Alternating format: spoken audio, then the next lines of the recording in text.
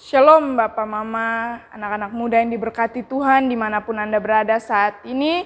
Hari ini saya ingin menyampaikan kebenaran firman Tuhan dengan tema capek hidup kudus. Sekali lagi tema kita pagi hari ini adalah capek hidup kudus. Kebenaran firman Tuhan terambil dari 2 Timotius 2 ayatnya yang ke-19.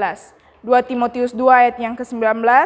Tetapi dasar yang diletakkan Allah itu teguh dan materainya ialah Tuhan mengenal siapa kepunyaannya dan setiap orang yang menyebut nama Tuhan hendaklah meninggalkan kejahatan. Kita garis bawahi kata Tuhan mengenal siapa kepunyaannya dan setiap orang yang menyebut nama Tuhan hendaklah meninggalkan kejahatan. Kita semua tahu, kita anak-anak muda, kita orang-orang tua, kita adalah milik kepunyaan Tuhan, anak-anak Tuhan Yesus, anak-anak Raja. Dan kita tahu juga ketika kita menyebut, ketika kita menyadari bahwa kita anak-anak Tuhan, kita harus hidup dalam jalan-jalannya Tuhan, kita harus hidup sesuai dengan kehendak Tuhan dalam hidup kita. Apa itu? Kita harus hidup dalam kekudusan. Kita tahu kita anak-anak Tuhan, kita orang-orang Kristen, kita orang-orang percaya, dituntut untuk hidup kudus. Pertanyaannya adalah, gampang atau tidak hidup kudus? Mudah atau tidak hidup kudus? Tidak enak tidak untuk hidup kudus, saudara-saudara. Sangat tidak enak, capek untuk kita mau selalu hidup dalam kekudusan, apalagi untuk anak-anak muda di sekarang ini sangat tidak enak, sangat tidak gampang, capek untuk kita mau melakukan sebuah kekudusan. Kita tahu begitu banyak anak-anak muda di luar sana jatuh dalam dosa, persinahan, jual diri, nonton film-film pornografi. Kita tahu bahkan ada yang rela menjual dirinya hanya untuk mendapatkan hal-hal yang sangat sepele, hanya untuk membeli handphone yang mahal seperti teman-temannya, namun dia tahu dia tidak punya uang. Akhirnya dia menghalalkan segala cara untuk bisa mendapatkan uang, untuk bisa membeli barang-barang mewah dalam hidupnya. Tapi dengan barang-barang mewah itu dia rela menjual kekudusannya, dia rela menjual harga dirinya yang sangat mahal, menjual kekudusan yang sangat mahal itu untuk mendapatkan hal-hal yang sangat sepele. Karena itu teman-teman, hari ini Bapak Mama dimanapun anak-anak muda engkau berada saat hari ini, saya ingin membawa Anda kepada dua hal. Bagaimana agar kita tidak capek hidup kudus, bagaimana agar kita tidak capek hidup dalam kekudusan.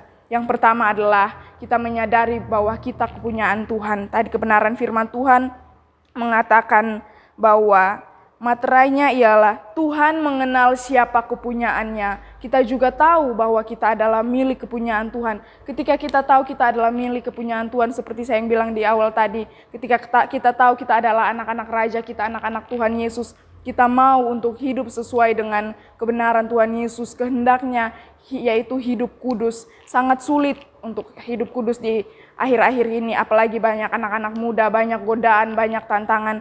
Dengan hal yang sederhana ini, smartphone ini saja sudah membuat banyak anak-anak muda di luar sana jatuh dalam dosa ketika muncul gambar-gambar atau video-video yang aneh-aneh. Mungkin awalnya Anda skip, Anda lewati. Tapi lama-kelamaan jika video gambar-gambar aneh-aneh itu muncul terus-menerus, mungkin engkau memiliki keinginan dalam hatimu, dalam dirimu, untuk engkau memiliki rasa penasaran untuk membuka gambar atau video tersebut. Anak-anak muda di luar sana, terkhususnya saya mau bilang, jangan pernah engkau menjual kekudusanmu dengan hal-hal yang tidak benar, hal-hal yang dapat membuat engkau jatuh ke dalam dosa. Ketika engkau menyadari bahwa dosa sangat berat, konsekuensi dosa sangat parah dalam hidupmu, pasti engkau akan memilih hidup di dalam kekudusan. Kita tahu seberapa besar konsekuensi dosa dalam hidup kita. Kalau tidak sebegitu besarnya konsekuensi dosa, kalau tidak sebegitu parahnya konsekuensi dosa, Tuhan tidak akan pernah datang 2000 tahun yang lalu untuk menyelamatkan kita. Tuhan tidak akan pernah hadir di dunia ini 2000 tahun yang lalu untuk menebus dosa kita. Namun karena Tuhan tahu konsekuensi dosa sangat besar, konsekuensi dosa sangat berbahaya, karena itu dia rela menjadi manusia 2000 tahun yang lalu. Dia rela disalibkan, merasakan sakit seperti yang kita rasakan, ditikam, menggunakan paku, disalibkan. Dia rela karena dia tahu konsekuensi dosa itu sangat besar. Karena itu kita sebagai anak-anak Tuhan juga kita harus menyadari konsekuensi dosa sangat besar. Kita bisa saja minta ampun. Pengampunan Tuhan itu selalu ada. Pengampunannya setia. Dia tidak pernah tidak mengampuni kita ketika kita berbuat dosa, ketika kita berbuat kesalahan, dan ketika kita kembali kita minta ampun. Pasti Tuhan mengampuni kita. Tidak mungkin Tuhan tidak mengampuni kita. Namun hal ini yang saya mau katakan kepada teman-teman, terkhususnya anak-anak muda di luar sana.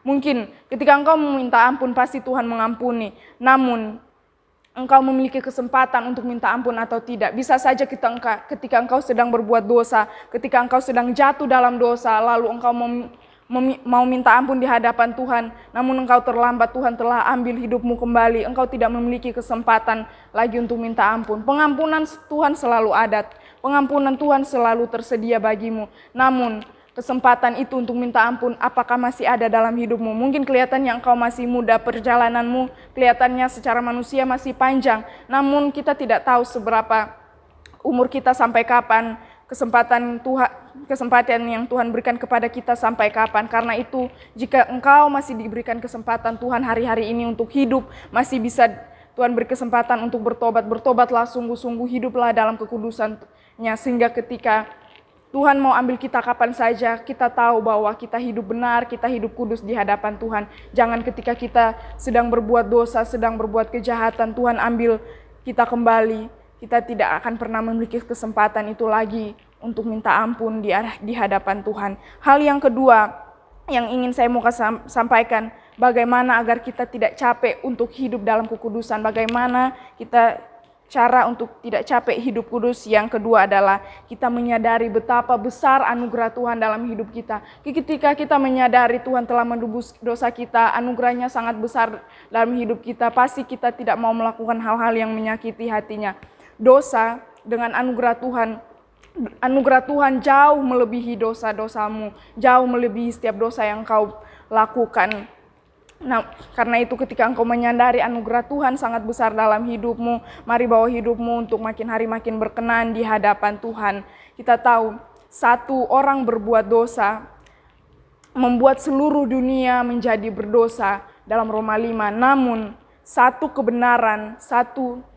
kebenaran satu pribadi Tuhan Yesus membuat dunia yang awalnya semuanya berdosa karena Tuhan Yesus, kita memiliki kesempatan juga untuk ditebus, untuk diselamatkan. Karena itu jangan pakai anugerah Tuhan, jangan pakai kesempatan Tuhan, jangan pakai anugerah Tuhan dalam hidupmu untuk engkau bermain-main dalam dosa, engkau bermain-main dengan kekudusan. Anak-anak muda, saya mau bilang kesempatan Tuhan, pengampunan yang Tuhan berikan kepada Anda, anugerah yang Tuhan berikan kepada Anda, jangan biarkan Anda bermain-main di dalam dosa. Jangan pernah engkau jual kekudusan hidupmu hanya dengan hal-hal murahan. Sekali lagi teman-teman, anak-anak muda, terkhususnya para wanita-wanita di luar sana, anak-anak muda yang diberkati Tuhan, jangan pernah jual kekudusanmu dengan hal-hal murahan. Kita ditebus oleh darah yang mahal, yang tidak bisa dibayar oleh apapun, oleh uang, oleh apapun yang berharga di dunia ini. Kita tidak ada yang bisa membayar darah Tuhan Yesus yang telah menebus kita 2000 tahun yang lalu. Karena itu sekali lagi saya mau bilang, jangan jual dirimu, jangan jual hidupmu, jangan jual kekudusanmu dengan hal-hal murahan. Teman-teman, walaupun orang lain memandang Anda sebelah mata, Anda mungkin hidup dalam kesusahan, ekonomi Anda kekurangan dalam keluargamu, namun jangan pernah menjual kekudusanmu hanya untuk hal-hal murahan, karena kita ditebus oleh darah yang mahal. Tidak ada satu orang pun, tidak ada seorang pun manusia atau sesuatu apapun yang dapat membeli kita. Kita berharga di mata Tuhan. Hidup kita, harga diri kita sangat mahal karena kita ditebus bukan dengan barang yang fana, bukan dengan emas atau perak, tapi kita ditebus dengan darah yang mahal. Ketika kita menyadari bahwa diri kita seberharga itu di mata Tuhan, hidup kita sangat mahal, kita tidak akan mungkin menjual hidup kita, kita tidak akan menjual diri kita, kita tidak akan menjual kekudusan kita hanya dengan hal-hal yang murahan. Teman-teman, saya mau bilang, karena itu di dalam dunia yang jahat ini iman kita mungkin tergoda untuk membuat kita tidak hidup dalam kekudusan, membuat kita jatuh dalam dosa. Tapi percaya ketika engkau dekat dengan Tuhan, Roh Kudus tinggal dalam hatimu untuk mengingatkan Anda untuk tidak berbuat dosa. Ketika Anda memiliki kerinduan untuk menonton film pornografi misalnya, ketika Anda tahu Roh Kudus ada dalam hatimu, Anda pasti tidak akan merasa nyaman untuk menonton film pornografi. Betul, amin saudara-saudara, anak-anak muda yang diberkati Tuhan. Mana mungkin Roh Kudus tinggal dalam hatimu, engkau nyaman untuk berbuat dosa. Bayangkan saja misalnya, pasti orang tua di mana-mana, tidak ada orang tua yang mau mengizinkan anak-anaknya menonton film pornografi. Tidak ada seorang orang tua pun yang mau. Coba anak-anak muda bayangkan, ketika Anda mau menonton film pornografi, engkau mengajak bapak, mamamu, saudara-saudaramu untuk menonton bersama-sama, pasti Anda merasa tidak nyaman. Begitupun dengan Roh Kudus. Kalau engkau tahu ada Roh Kudus tinggal dalam hatimu, ada Roh Kudus tinggal dalam pikiranmu, engkau ingin membuat sesuatu yang jahat, engkau ingin membuat sesuatu dosa, engkau ingin melakukan atau menonton film pornografi, pasti engkau merasa tidak nyaman karena engkau tahu ada Roh Kudus dalam hatimu. Saudara-saudara, karena itu anak-anak muda yang diberkati Tuhan, jangan biarkan setan, jangan biarkan iblis mempengaruhi hati pikiranmu untuk melakukan dosa, untuk jatuh ke dalam dosa. Kita anak-anak Tuhan, tadi kebenaran firman Tuhan mengatakan kita milik kepunyaan Tuhan. Ketika kita menyadari kita anak-anak Tuhan, jangan biarkan nama Tuhan dipermalukan oleh kejahatan kita, oleh perbuatan kita. Begitupun kita sebagai manusia, contohnya ketika kita anak-anak muda melakukan dosa, jatuh dalam dosa, misalnya kalau mau jujur, bahwa anak-anak muda saat hari-hari ini banyak sekali yang jatuh dalam dosa, dalam seks bebas. Orang-orang tua yang tahu anak melakukan itu, bahkan mohon maaf ada yang sampai hamil di luar nikah, pasti orang tuanya malu, keluarganya malu, karena anak-anaknya membuat suatu hal yang keji.